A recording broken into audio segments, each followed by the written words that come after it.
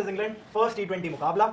हर किसी की नजर थी कि क्या उस दर्दनाक सीरीज लॉस के बाद जो हमारे दर्दनाक हार्ट ब्रेकिंग, जिसको श्रेयस अय्यर कह रहे हैं एम्बैरेसिंग तो नहीं बट डिप्रेसिंग उस सीरीज का यार लफ्ज निकल रहे हैं, एक्चुअली इट इज डिप्रेसिंग। वो कह रहे हैं एम्बैरेसिंग नहीं है, हमारे लिए डिप्रेसिंग था। और फिर वैभव सूर्यवंशी को उन्होंने एक बहुत बड़ी हिंट दे दी जिससे शायद राहुल सर का दिल टूट जाए। मेरा क्या, बहुत लोगों को वो कह रहे थे 100%।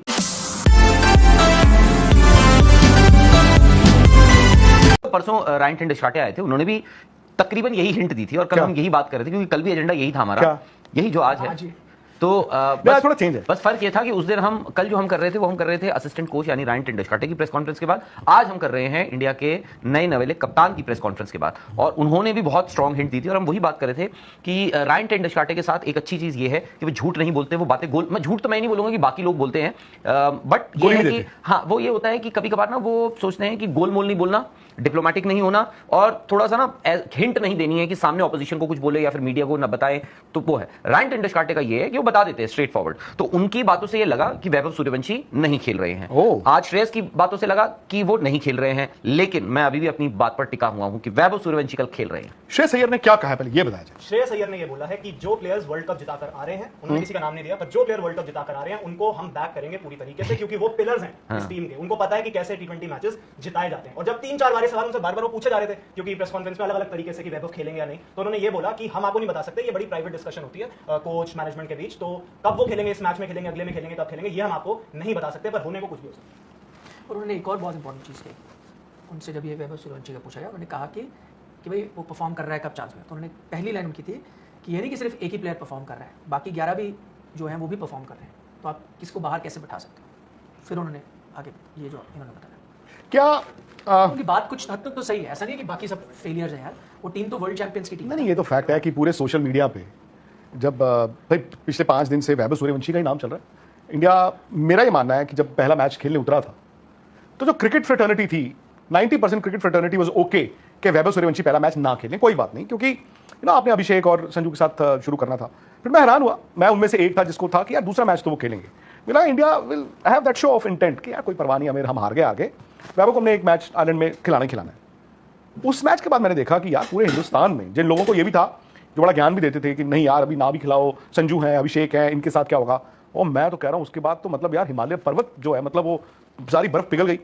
मतलब पिछले 3 दिन से गौतम गंभीर, श्रेयस अय्यर, फलाना ढिमकाना सब बेचारे गाली खाई जा रहे हैं, और ऐसा लग रहा है कि वैभव सूर्यवंशी को ना खिलाने से ही इंडिया मैचेस आ रहे हैं। वो सही नहीं है, लेकिन गावस्कर ने उस दिन ये जरूर बोला कि अब जो हो गया, आप ठीक है, पास्ट में क्या हुआ, किसकी क्या कॉन्ट्रीब्यूशन है, दैट इज फाइन, बट आपके पास अगर एक हथियार है तो उसको पहले मैच से आप अनलीश कर दो।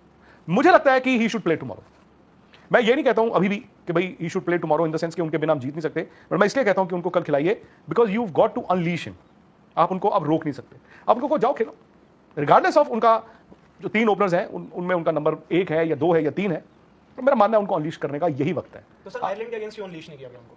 वहाँ अच्छा मौका था, वो हल्की कंपैरेटिवली टीम थी, आपको हारने का तब डर नहीं होगा? देखो अब फिर वही बात है ना, हम पीछे मुड़ के देख रहे हैं, पीछे मुड़ के तो हर कोई कहेगा यार कर देना चाहिए था, तुमने जिनको लाया हराया खिलाया वो भी हार गए। शायद उस वक्त ना वाजिब थी बात कि यार आप जो मर्जी कहो, संजू आप रेस्ट कर रहे हो या अभिषेक आप रेस्ट कर रहे हो, यार उनको भी पता है कि somebody is breathing down our neck, और वो Vaibhav Suryavanshi has earned it. तो इसलिए आई डोंट नो, उन्होंने कोई गलत काम नहीं किया, ऐसा नहीं कि उन्होंने पाप कर दिया ना खिला के, खिला देते तो भी अच्छा था।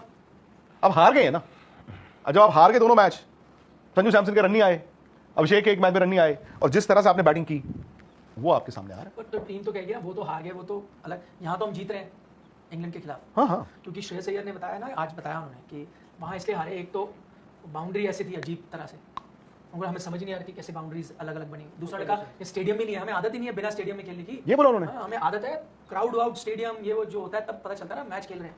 तो अब तो आपको स्टेडियम भी मिलेंगे, बाउंड्री भी गोल है, उस तरह की नहीं है, गर्मी भी बहुत है, गर्मी भी पार्टे भी हैं आईपीएल की तरह। इंग्लैंड में आपको पार्टे मिलेंगे एक्चुअली, एग्जैक्टली मिलेंगे। यार एक बात है, फिर जो आप बात कर रहे थे ना रायन टेंडुलकर की, अब तो फिर श्रेयस अय्यर की जो प्रेस कॉन्फ्रेंसेस होंगी उसमें भी अनफिल्टर्ड ही आया करेगा। इसका मतलब देखो, ये हम और आप जब कोई क्रिकेट का मैच खेलने जाएं तो हम इन चीजों पे तो बात करते हैं ना, यार ये ग्राउंड का डायमेंशन ऐसा था, यार इधर से हवा आ गई उधर से हवा आ गई, विच में भी करेक्ट, बट कोई आके प्रेस कॉन्फ्रेंस में बोलता नहीं है। लेकिन बट यार प्रेस कॉन्फ्रेंस में आके बोलते नहीं है ना इस तरह की बातें, ये तो बहानेबाजी हो जाएगी ना। हमने कहा हवा थी, अच्छी हवा होती है, ये था वो सब का हवा और ये सब, तो आप जब यहाँ से गए थे तभी पता था ना, फॉरेन कंडीशन का मतलब ही फॉरेन है। नहीं तो फिर 2-3 दिन तो वहाँ पे प्रैक्टिस की थी ना, ग्राउंड में तो जा ही रहे थे ना। आई थिंक 1 दिन करी थी ना, तो फिर 1 दिन ना, फिर 2 दिन चले जाते, 3 दिन चले जाते, ये भी तो फिर फैक्ट है ना यार। और आज की तारीख में मतलब मैं हैरान होता हूं कि हम आफ्टर द इवेंट ये कह रहे हैं। दूसरी बात है भाई, आप जब मैच खेलने गए, पहले दिन भी गए, ग्राउंड तो ड्रेसिंग रूम से दिखता ही है ना कि ड्रेसिंग रूम भी नहीं थे। मतलब वहां पे ऐसा तो नहीं था कि कारों में आप कारें हैं, कार में मेरा किट बैग पड़ा है, वहीं पे मैं तैयार होके, ऐसा तो नहीं था ना। हमारे मैचेस थोड़ी मैं उनका एग्जैक्ट आपको बताता हूँ। आप देखिए, उन्होंने कहा है I feel it's completely different यहाँ पे खेलना देन बेलफास्ट इन इंग्लैंड, हाँ, because Belfast ground definitely wasn't a stadium, the outfield wasn't even an outfield. No. And the dimensions also were a bit squarish. So cutting the singles, cutting doubles, especially when you're fielding in outfield, the angle, as a captain, setting the field felt a bit outlandish because we are not used to it. एक time होता था मैदानों पर पेड़ भी होते थे। हाँ, वो तो अभी भी यहीं पे है जहाँ मैच हो रहा है ना, चेस्ट अगेंस्ट। यहाँ पे भी है और एक वूस्टर में भी ग्राउंड है, उसमें भी है। और फिर उन्होंने कहा ओवर हियर इंग्लैंड में the dimension are pretty much similar, छोटे ground भी हैं। Flat and you feel the vibe, you feel the stadium vibe, the crowd would be intense as well, we have played in such conditions, such situations before.